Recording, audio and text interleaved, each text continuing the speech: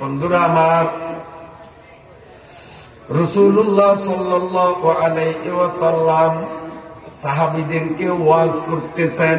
ওয়াজের মধ্যে নবীজি বললেন, ও আমার সাহাবীরা, আমি তোমাদেরকে একটা সত্য ঘটনা শুনাইতে চাই, তোমরা কি শুনবা? সাহাবীরা কয়, অবশ্যই শুনবো।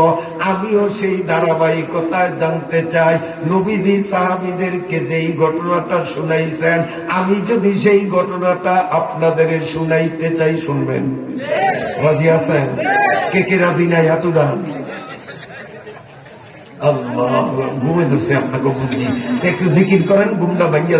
লা ইলাহা ইল্লাল্লাহ, জোরে লা ইলাহা ইল্লাল্লাহ,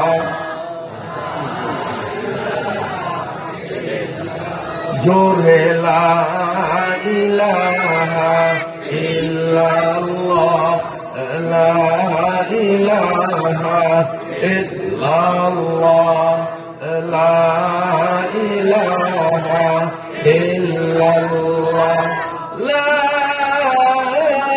ইলাহা ইল্লাল্লাহ, মুহাম্মাদুর রাসূলুল্লাহ।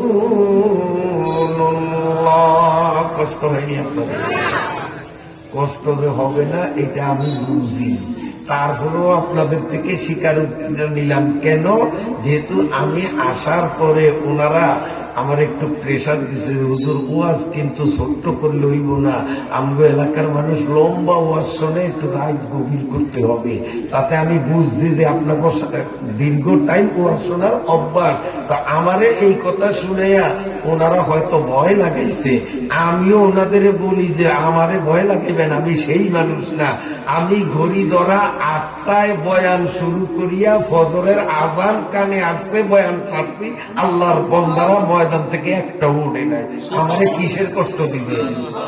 আমি 8টায় চেয়ার ধরছি, ফজরের আযান শুই না, বয়ান ছাড়ছি, মুনাজাত দেই নাই, সব কটা নামাজ না পড়িয়া বাড়িতে যাইব। তো বলছি, বাঙালি তো মুনাজাতের পাগল, যে আজকের মুনাজাত হইব নামাজের পরে, ফজরের নামাজ জমাতে হইছে, তারপর মুনাজাত দিছি। আমারে নিডর লাগিবেন আপনারা।